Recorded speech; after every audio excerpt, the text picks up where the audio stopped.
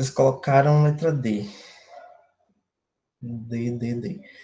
Decantação, filtração e destilação. Então, vamos lá. Manter a água em repouso por um tempo adequado para a deposição no fundo do recipiente de material em suspensão mecânica. Ok, isso é decantação. Segundo, remoção das partículas menores em suspensão, não separáveis pelo processo descrito na etapa 1. Ok, então a gente viu que as partículas menores que não são... que não conseguem ficar no processo de decantação, né, é feito um processo de filtração depois. Então, a etapa 2 é filtração. E etapa 3, evaporação e condensação da água para a diminuição da concentração de sais, no caso da água salobra ou do mar.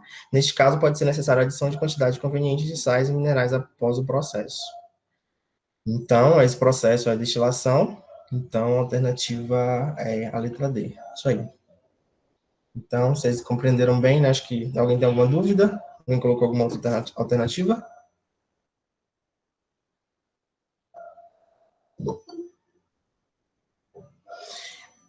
Então, tá, vamos lá. A próxima. A obtenção de água doce de boa qualidade está se tornando cada vez mais difícil devido ao adensamento populacional, às mudanças climáticas, à expansão da atividade industrial e à poluição. A água, uma vez captada, precisa ser purificada, o que é feito nas estações de tratamento. Um esquema do processo de purificação é...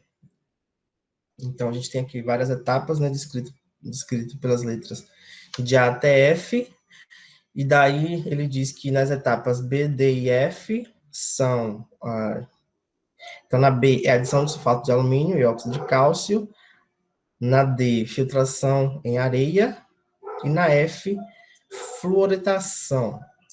Então, assim sendo, as etapas A, C e E devem ser respectivamente. E aí, vocês colocaram qual alternativa?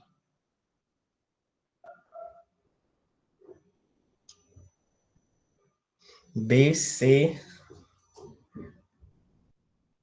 Mais alguém?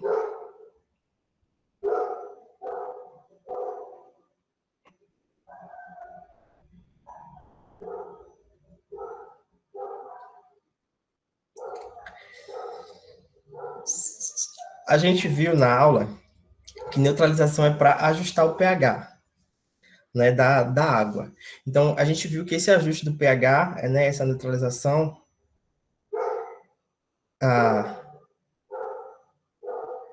é feito com adição de algumas substâncias, por exemplo, hidróxido de cálcio ou hidróxido de sódio.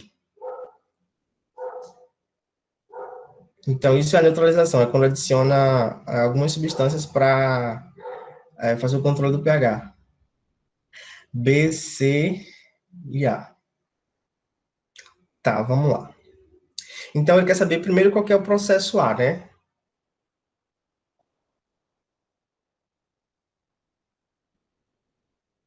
Eita, tá bem diversificado aqui. Tá, vamos lá. A etapa B, ele diz que é a adição de sulfato de alumínio. Então, qual é a etapa que vem antes da, da adição de sulfato de alumínio? Tá, não sei por onde eu começo, peraí.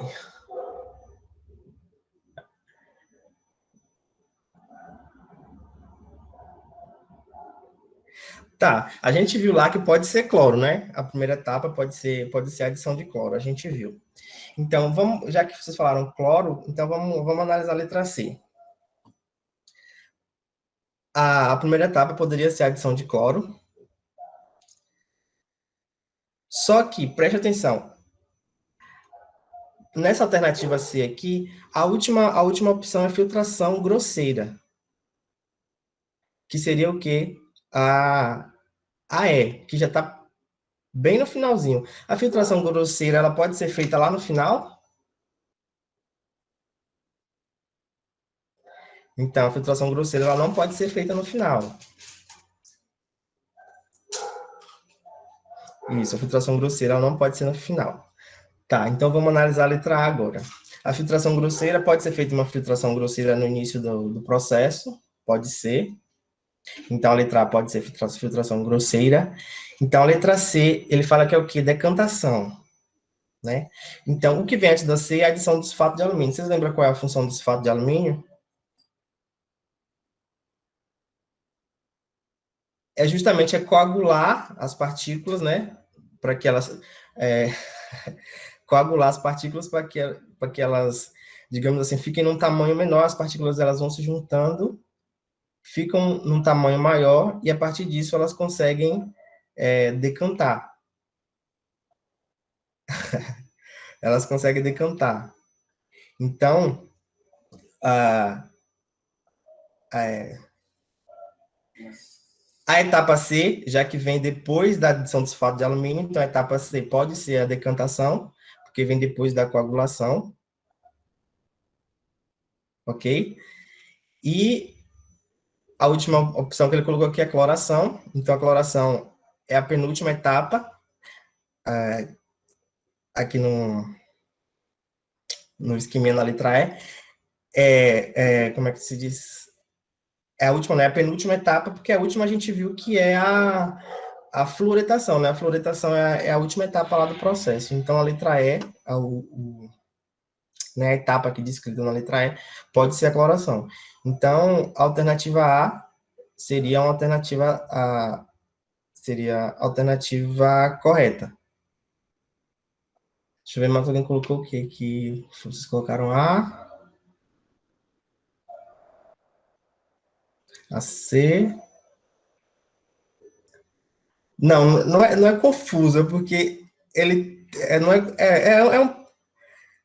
não é que é confuso, é que tem que prestar atenção em umas coisinhas. Tá, vocês querem que eu vou repetir então. Você colocou qual alternativa, Vitor? Fala aí qual que você colocou.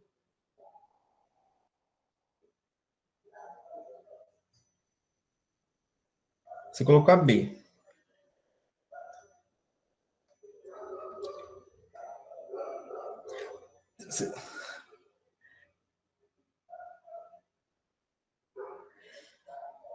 Não, a primeira etapa não é deixar ela parada, no caso que você está falando da decantação. A decantação ela vem depois da adição do sulfato de alumínio.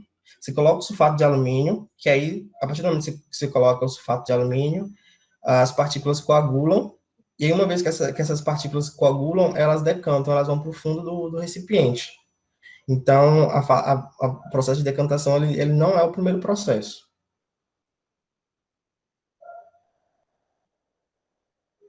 E na letra B também não pode ser, porque tem aqui na terceira etapa, na última, a última parte aqui, da filtração grosseira, que seria na letra E aqui, não pode ser, a filtração grosseira ela não pode ser feita no final do processo, praticamente. Entendeu? Então, o correto seria o quê? Uma filtração grosseira. Filtração grosseira. Não aquela filtração que a gente viu lá, que tem as três etapas lá, né? Com cascalho, com areia e carvão ativado. É uma filtração grosseira para tirar assim, as partículas muito grandes mesmo que está presente, ou até lixo, alguma coisa que tiver lá, é, matéria orgânica, folhas, esse tipo de coisa. Faz uma filtração grosseira primeiro, aí depois coagula, adiciona hidróxido de alumínio, coagula, aí algumas partículas que estão lá, né, já elas se aglutinam e decantam, e aí depois desse processo de decantação ainda faz a filtração.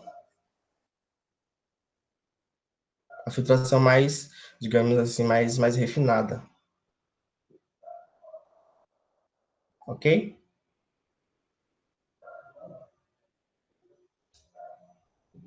Isso, faz outra filtração. Aquela que a gente viu lá no esqueminha. No esqueminha. Isso.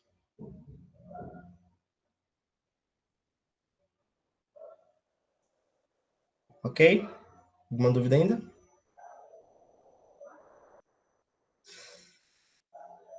Tá, e aí, quem fez a atividade que eu deixei para vocês lá no Drive? Quem fez?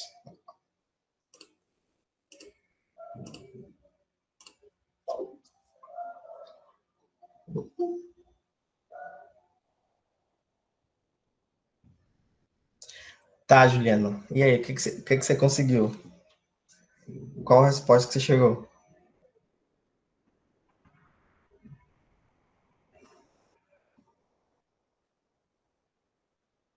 Você quer descrever como foi que você tentou fazer? Em que resultado você chegou? Ou quer falar no microfone? Ó, isso aí. Isso aí. É quase isso. Eu considero certo. Não sei se você já viu alguma coisa lá de aproximação dos algarismos. Então, se fosse uma coisa assim mais ao pé da letra, aí seria 0,0028, porque lá deu 2777, então aproxima para 28. Mas está correto, é isso aí mesmo. Mas está tranquilo. Como não sei se vocês viram essa questão de aproximação de algarismos, então tá certo. Mais alguém?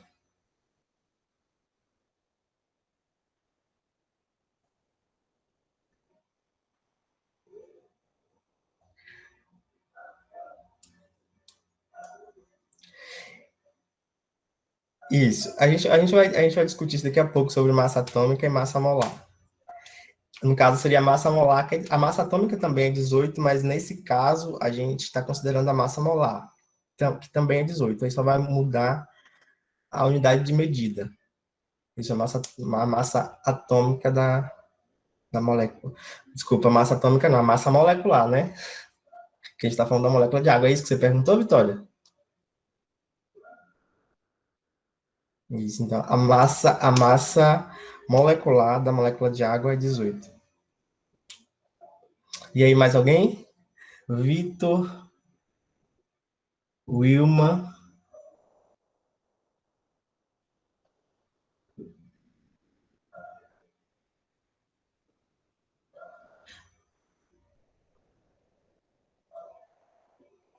Isso, certíssimo. Aí você soma tudo. E aí, Wilma, você tenta fazer? E aí, você chegou a quanto? Vocês já começaram a ver alguma coisa de cálculo estequiométrico, de mol, de constante de Avogadro? É isso aí, Juan. Isso aí mesmo. Aí a gente se aproxima, deixa só os dois últimos algarismos e tá tudo certo.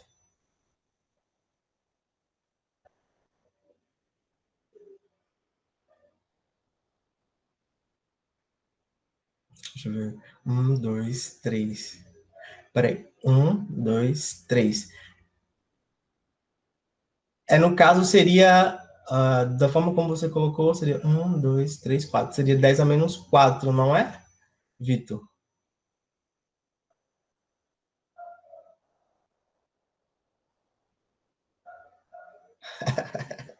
É isso aí mesmo. Mas no caso, como você colocou em notação científica, já vai uma dica aí para vocês. Quando a gente coloca em notação científica, a gente só coloca, tipo assim, de 0 a 9. Por exemplo, a gente não passa de 10. Por exemplo, a gente não coloca 10. Por exemplo, a gente não coloca 11 vezes 10 a menos 3. Então, em vez de colocar 11 vezes 10 a menos 3, a gente já coloca 1,1 vezes 10 a menos 4. Então, nesse caso aí do 27 vezes 10 a menos 3, 1, 2, 3.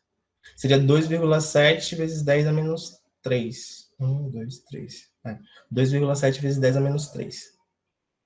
Isso.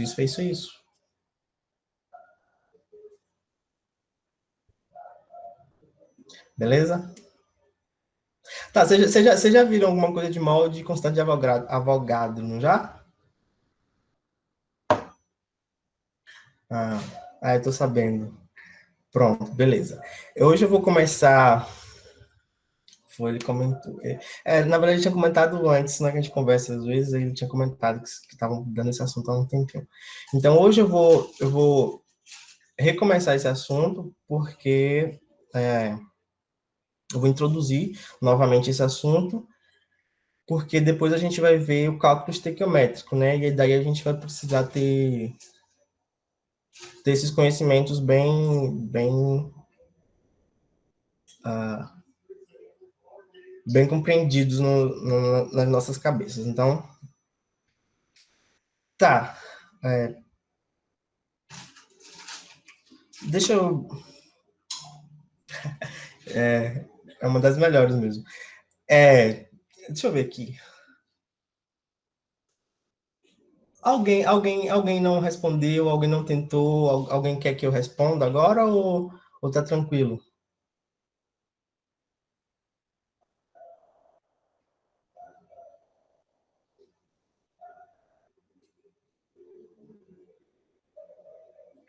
Tá, então vamos lá, Vitória.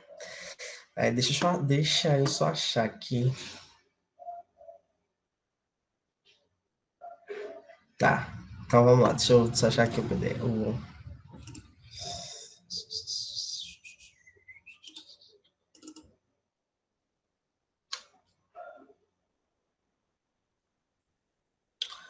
No PDF fica melhor. No PowerPoint fica melhor, né? Então, a atividade que eu passei essa atividade, porque a gente vai começar a falar desse assunto. Então, eu mandei a atividade antes, já para vocês irem relembrando de algumas coisas, e daí a gente entrar no assunto propriamente dito. Então, a atividade que eu deixei para vocês. Considere que a massa de uma gota de água é 0,05 gramas. Aí, calcule a quantidade de mols que existe nessa gota de água. Então, a gente está falando aqui da molécula de água. Então, a primeira coisa que a gente precisa fazer é o quê? Um dos primeiros passos.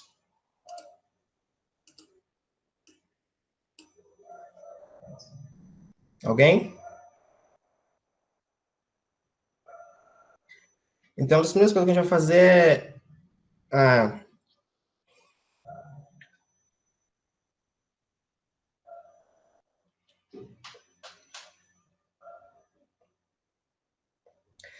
Tal. Separar. Pode ser separar os elementos. Então, a primeira coisa que a gente vai ver é a molécula de água. Como é a molécula de água? É H... Deixa eu aumentar aqui. Avisou, né?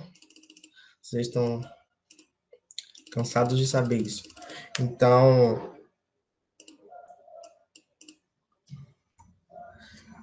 H2O.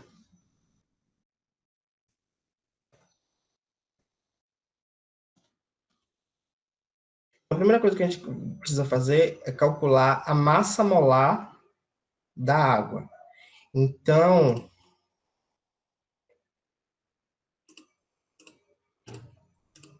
vamos lá. Então a gente tem na água, na molécula de água a gente tem o átomo de hidrogênio, né? Que a massa molar é quanto? A massa molar do hidrogênio é 1. Então, só que a gente tem dois átomos de hidrogênio, né? Isso então vai ser 1 vezes 2, que isso vai dar 2. E a gente tem...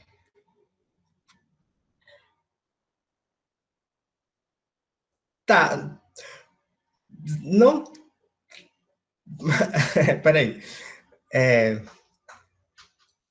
Então, mas a ideia era justamente vocês procurar essa informação, porque é muito fácil de encontrar. É muito fácil, entendeu? Nesse caso aqui foi proposital não ter essas informações, que é para vocês procurarem. Tá, então vamos lá. Então a gente tem também o átomo de oxigênio. Qual é a massa molar do átomo de oxigênio? 16. Pronto. Então,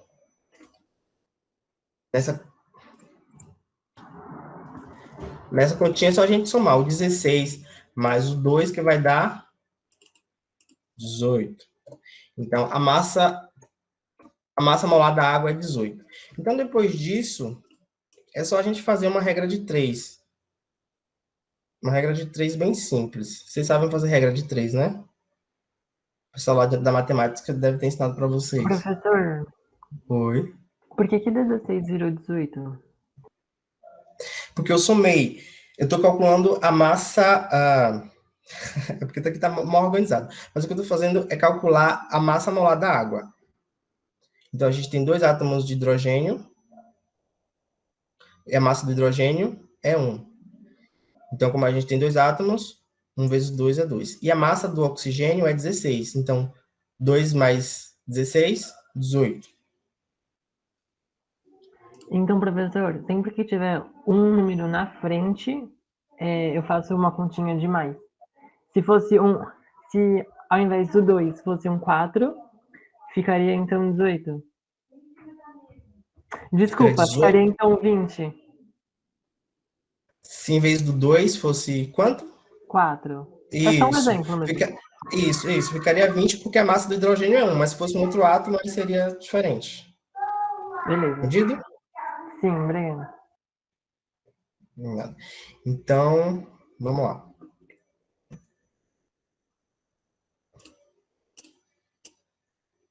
Então, massa molar da água é igual a 18. Qual a unidade de massa molar? Gramas.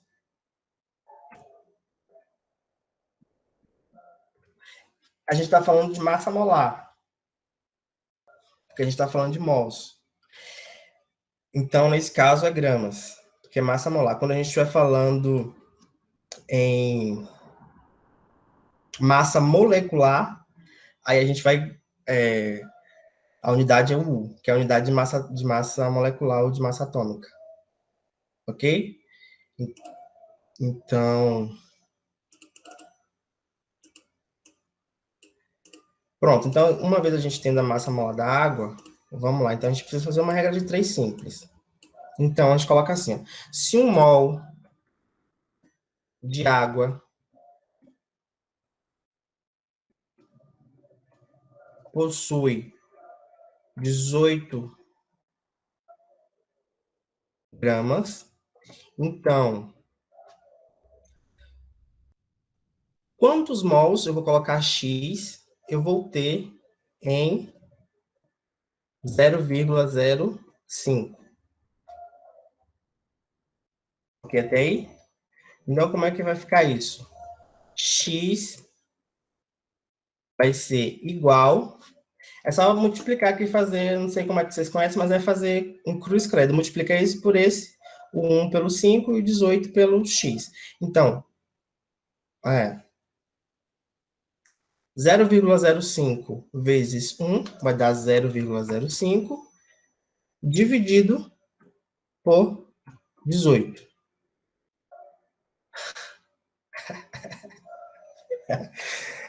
Eu aprendi dessa forma, faz cruz credo. É fazer um X, assim, aí multiplicar um pelo outro. Então, fica 0,05 dividido por 18, e isso vai ser igual a 0,0027, é isso mesmo? Peraí. É 0,027,777, aí no final dá 8. Não sei que tem um 8 lá no final. Aí, aproximando, fica x vai ser igual a 0,0028 mols, 0,028 mol. Então, a gente, em 0,05 gramas de água, a gente tem 0,028 mol. Quem foi que pediu? Foi a Wilma? Foi a Wilma, não foi que pediu para fazer? E aí, Wilma? Ou foi a Vitória? Não lembro. E aí, compreendeu? Vocês estão conseguindo enxergar? Deixa eu aumentar aqui.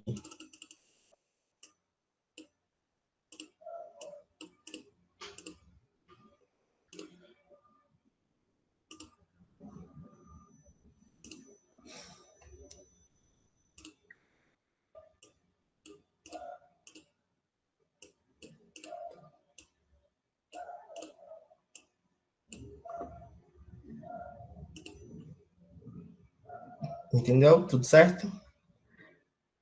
Tá, então vamos lá. Beleza, beleza.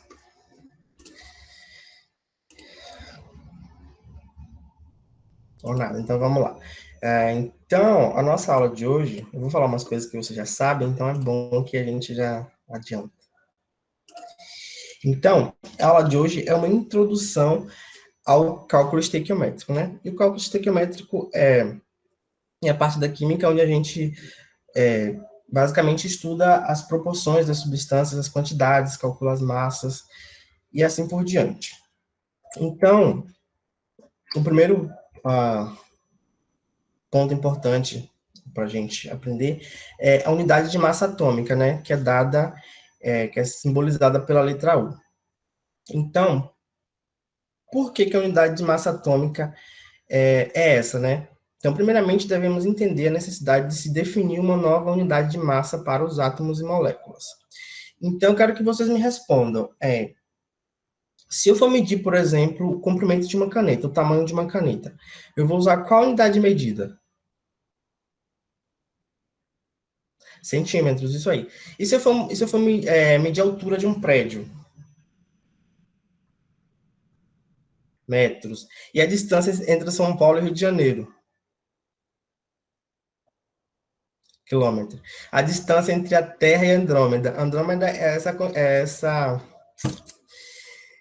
essa galáxia aqui, que, eu, salvo engano, é a mais próxima da nossa, né? E aí, vocês acham que daria para medir em quilômetro também, mas tem uma outra unidade que é mais adequada ainda do que quilômetro. Isso, anos-luz. Anos-luz. Ano-luz é a medida de distância, não é isso? Então, a unidade de medida mais adequada para medir, por exemplo, a distância entre a Terra e a Andrômeda seria anos-luz. E para medir a massa de uma pessoa?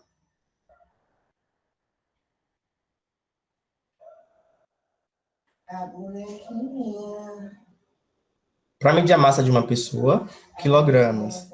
E para medir a massa de uma baleia?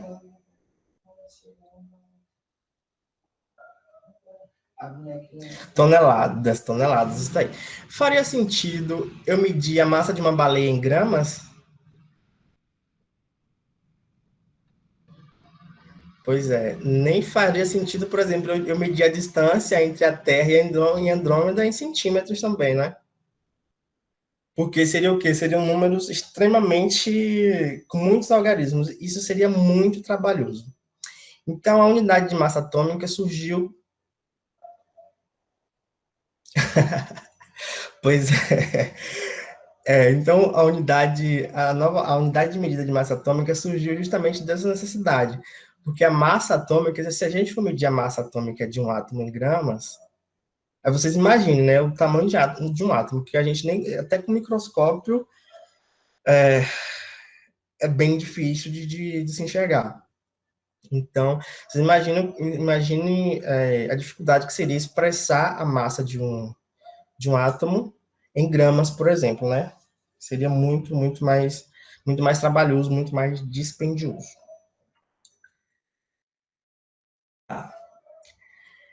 Então, mas como expressar a massa de um átomo? Seria possível medir a massa de um átomo em gramas? Possível seria?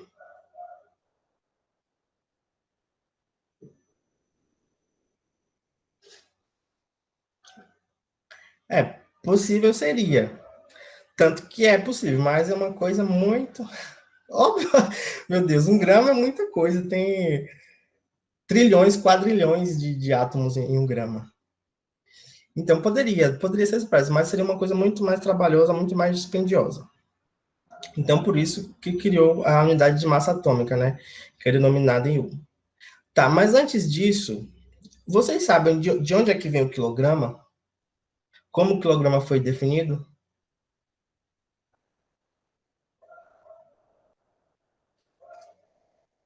Wilma, e aí diga, Wilma, como é que foi definido o quilograma?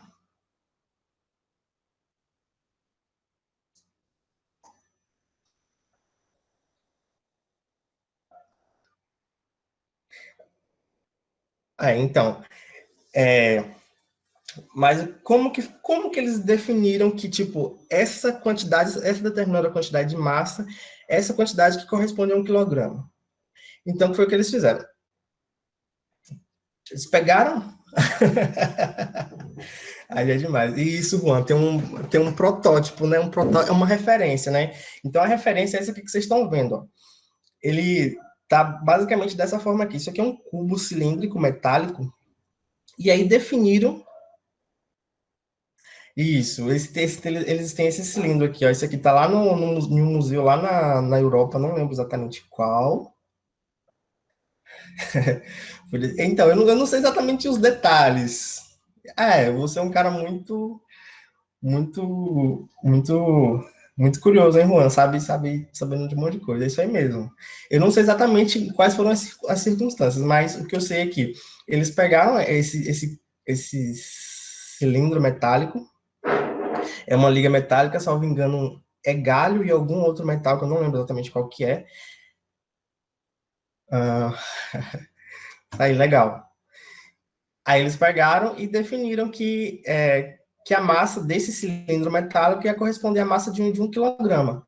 Então, a partir daí, eles pegaram isso daqui como referência e utilizaram a partir disso. Então, o grama, que é um derivado do quilograma, a tonelada, tudo isso parte da massa desse cilindro como referência.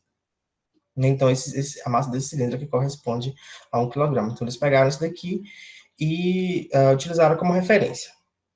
Tá, então, para criar a unidade de massa atômica, qual foi a referência que eles utilizaram? Como vocês estão vendo aqui, então, a definição diz que a unidade de massa atômica é atualmente definida como sendo a massa de um dozeavos do isótopo 12 do átomo de carbono. Vocês lembram o que isso significa?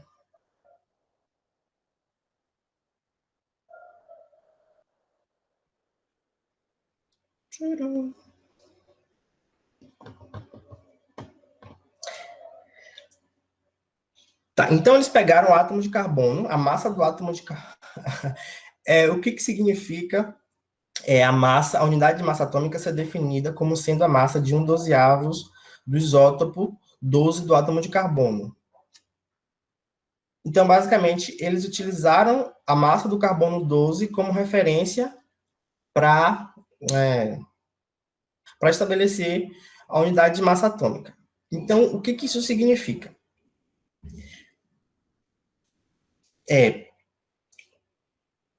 Utiliza-se a massa do átomo de carbono 12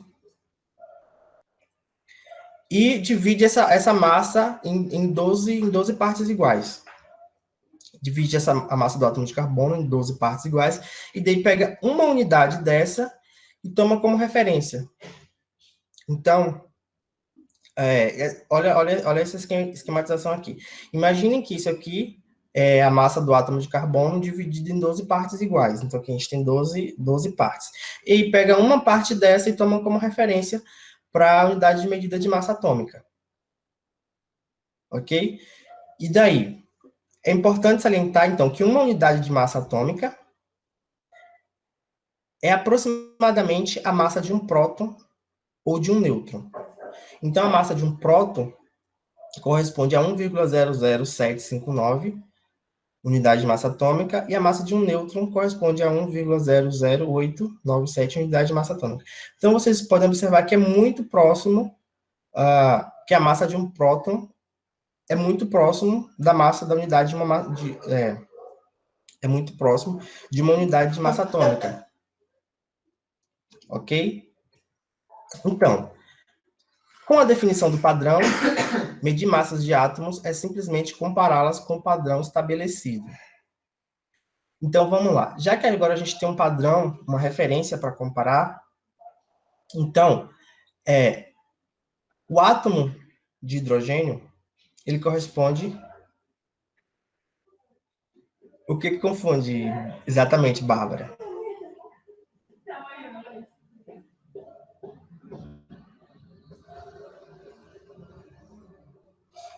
Tá, então a gente vai trabalhar bastante sobre isso. E daí, à medida que vocês não forem entendendo, é só perguntar e aí eu tento explicar quantas vezes for necessário. Beleza? Mas tem alguma coisa que você queira perguntar agora?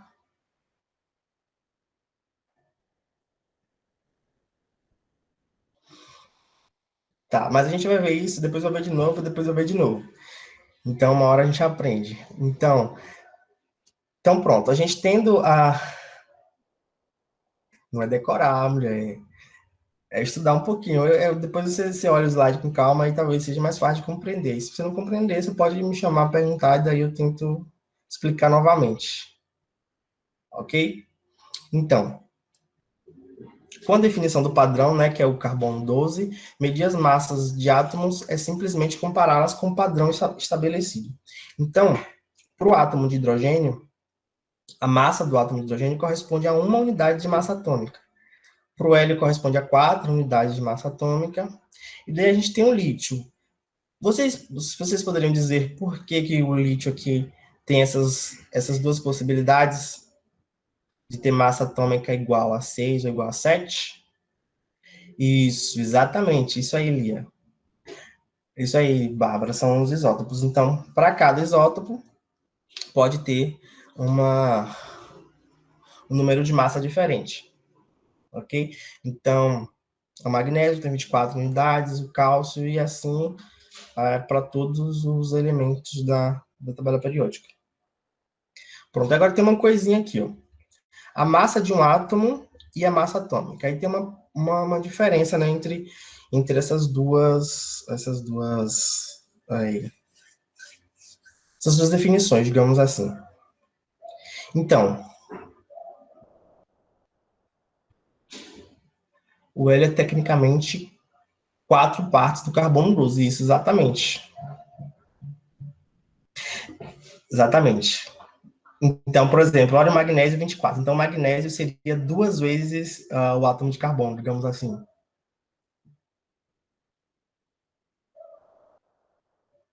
Ok? Tá, então, é a massa de um átomo e a massa atômica. Então, vamos lá. A massa de um átomo pode variar de acordo com o número de nêutrons presentes em seus núcleos. Então, como a gente viu aqui no caso dos isótopos, no caso dos isótopos, que são, apesar de serem átomos do mesmo elemento químico, mas ele tem números de massa diferentes. Então, se a gente estiver falando de massa de um átomo, mesmo sendo do mesmo elemento químico, pode ter variação, porque vai depender de cada átomo. Cada átomo, digamos assim, de cada átomo separado. Então, a massa de um átomo para o mesmo elemento químico pode ser diferente, como a gente viu aqui do lítio e como a gente viu aqui do lítio, né, que tem essas duas possibilidades aqui, de 6 e de 7. Já a massa atômica é uma propriedade do elemento químico e não de seus átomos isolados. Então, portanto, matematicamente, deve ser uma média entre seus diferentes isótopos. Então, o que a gente vê lá na tabela é a massa atômica. Então, a gente pode observem aqui que, por exemplo, o cloro ele tem 2 isótopos que são abundantes, 35 e 37. Então, sempre que eu tiver digamos assim, um composto ou uma solução que contenha cloro, eu nunca vou ter o cloro isoladamente de forma natural. Eu nunca vou ter um desses dois isoladamente de forma natural. Então, eu vou ter sempre a mistura dos dois, numa determinada proporção. Por exemplo, eu não lembro exatamente qual que é desses, mas, por exemplo, um é 25% e o outro é 75%. Se você for encontrar cloro naturalmente, eu nunca vou ter um sozinho, então eu vou ter sempre a mistura dos dois isótopos, né, que são os mais abundantes. Então, para na tabela periódica eu considerar a massa dos dois isótopos, aí eu preciso fazer uma média ponderada entre as massas, né, desses dois isótopos. Então, portanto, matematicamente, a massa atômica é uma média ponderada entre os diferentes isótopos. Ok?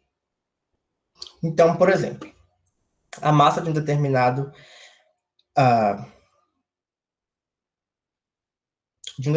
elemento que possua, por exemplo, 3 isótopos, né, que são os mais abundantes. Então, eu vou ter a massa do isótopo 1 vezes a proporção em que ele se encontra na mistura. Por exemplo, se for 30%, se for 40%, então eu vou ter a massa desse isótopo vezes a proporção em que ele se encontra.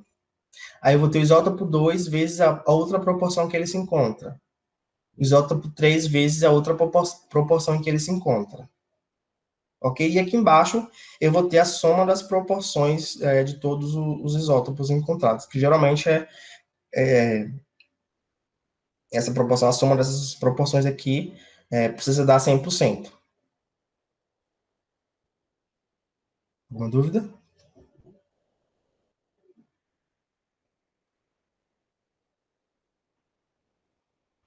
Alguém? Ainda estão aí?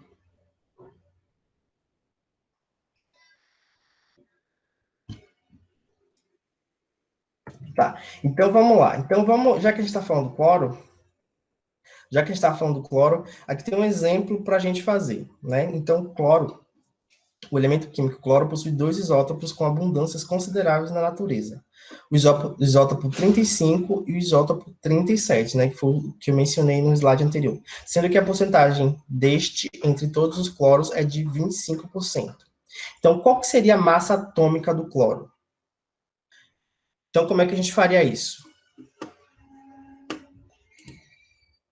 Então, aqui eu tenho a fórmula que eu coloquei da média ponderada, né? Para calcular a massa atômica. Então, como é que ficaria aqui? Seria a massa deste, peraí. Um elemento químico.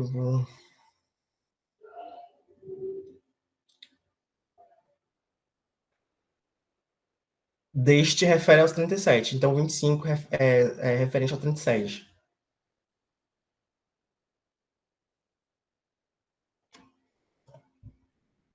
Pronto. Então, como é que ficaria aqui?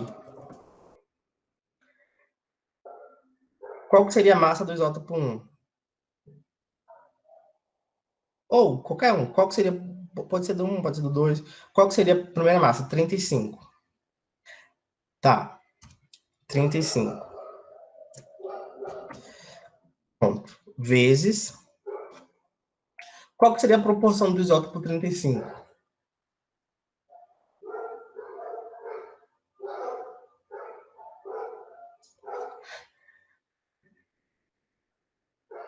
Isso, Vitória e Juan, isso, exatamente. Ó, Juan, nesse caso a gente coloca o percentual, o valor percentual mesmo, 75%, e não 0,75. Então, fica 35 vezes 75, mais. Aí o outro fica fácil, né? Qual é o outro isótopo? É o 37, não é isso? Qual seria o percentual do 37?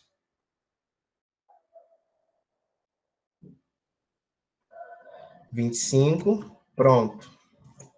Vezes 25. Isso, 35 vezes 25. Não, é 35 vezes 75 e 37 vezes 25. Isso mesmo.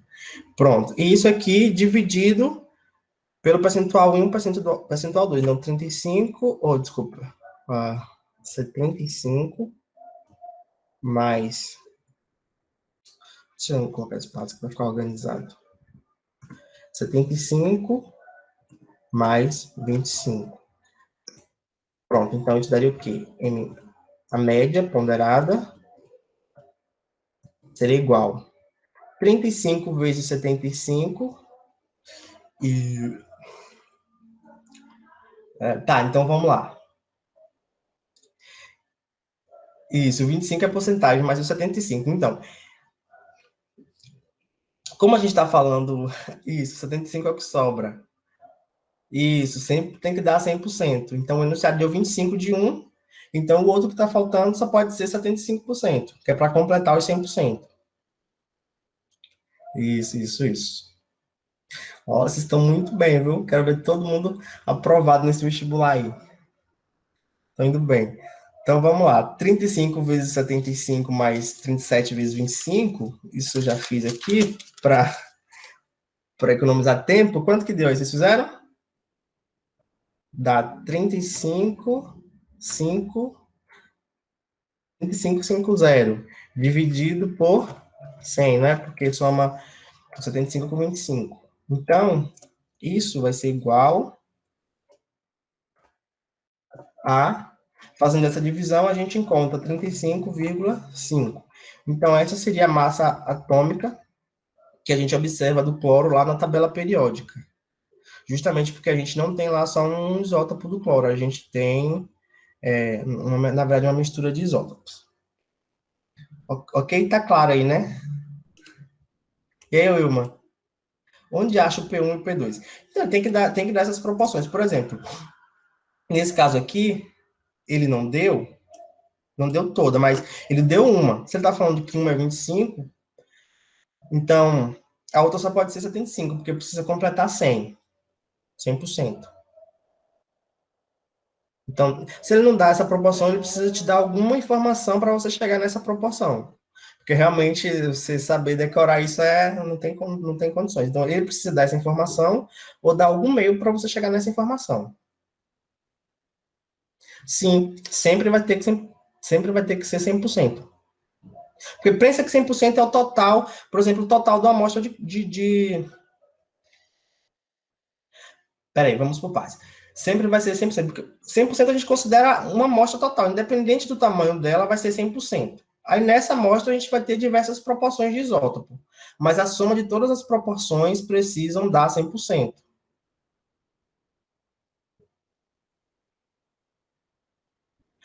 Precisa de 35% para atingir 100%? Eu não entendi muito bem. Você precisa de ser 35% para que, por exemplo, se você for considerar a massa da amostra, você não chegar a um dado errado.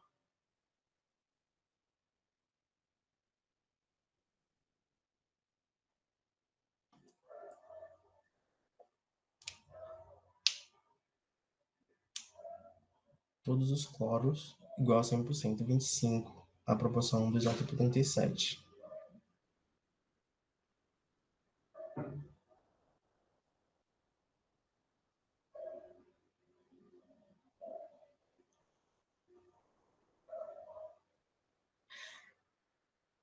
Você sabe que se você está calculando toda essa informação, vai ser sempre 100%. O denominador aí dessa divisão vai ser sempre 100%. 35,5 seria a média ponderada da massa atômica do cloro, isso. Porque está considerando todos os isótopos. Se ele estiver considerando apenas um isótopo, aí ele vai ter que falar qual que é o isótopo que ele está trabalhando. Pode ter alguma questão que ele está trabalhando só com isótopo. Daí ele vai falar qual que é o isótopo. Aí você utiliza a massa do isótopo específico.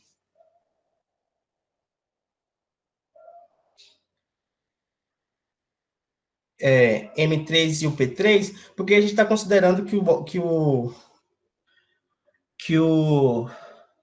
são só dois isótopos. Na verdade, existem mais isótopos do cloro, só que eles não são naturais e também a quantidade é tão pequena que não faz diferença. Porque pode perguntar, Wilma, 35 qual conta? É do 35 vezes 75 mais o 37 vezes 25. Ah, ok.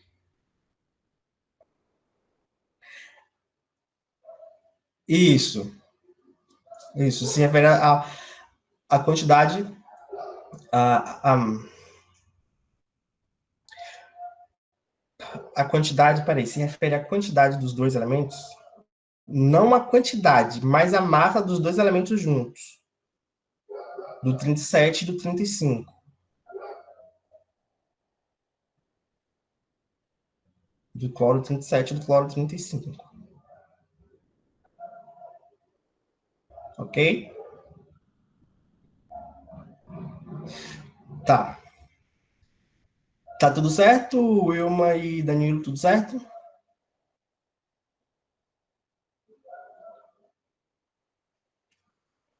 Isso, tem 25% da massa de um e 75% da massa do outro. Isso. Aí fazendo a média para que seja um valor que sirva para os dois, aí precisa chegar nesse valor de 35,5.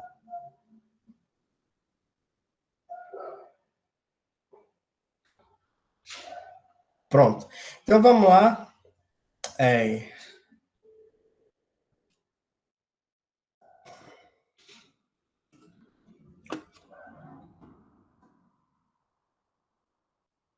Pronto.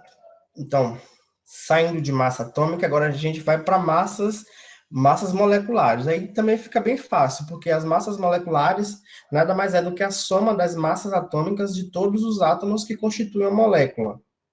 Então, isso também é bem simples. Então, aqui, tendo a molécula de H2SO4, por exemplo, então a gente tem dois átomos de hidrogênio, né? Dois átomos de hidrogênio, um átomo de enxofre e 4 átomos de oxigênio.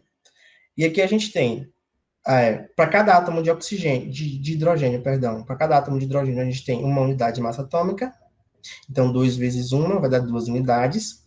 Para o enxofre, a gente tem só um átomo, a unidade de massa atômica do enxofre é 32, então vai ficar só 32, porque 1 vezes 32 é 32. E daí para oxigênio, a gente tem 4 oxigênios, né? Na molécula de ácido sulfúrico. Então, a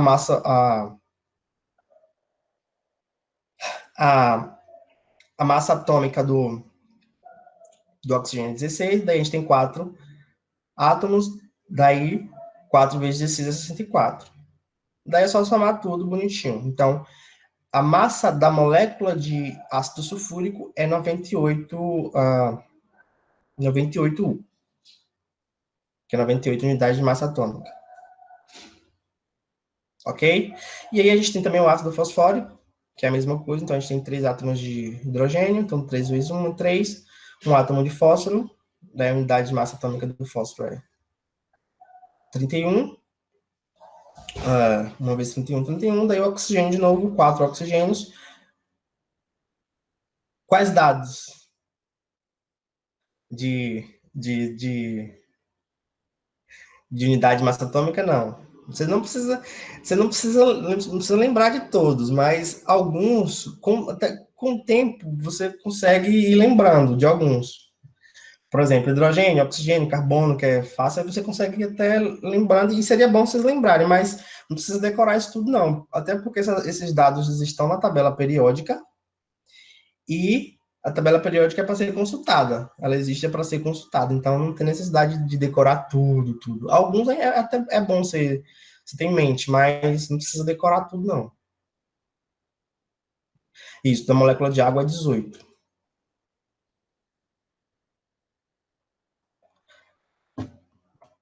Ok? Então, aqui a gente tem da molécula de água. Pronto, então nosso horário já deu. Aí semana que vem a gente continua a partir daqui. Beleza? Então, aí semana que vem a gente retoma e continua daqui. Aí a gente já entra. Isso aí a gente já entra em cálculo estequiométrico, propriamente dito. Talvez eu deixe alguns exercícios durante a semana e vocês façam, por favor, que aí semana que vem a gente mete bala. Beleza, boa noite, tchau, tchau, até semana que vem.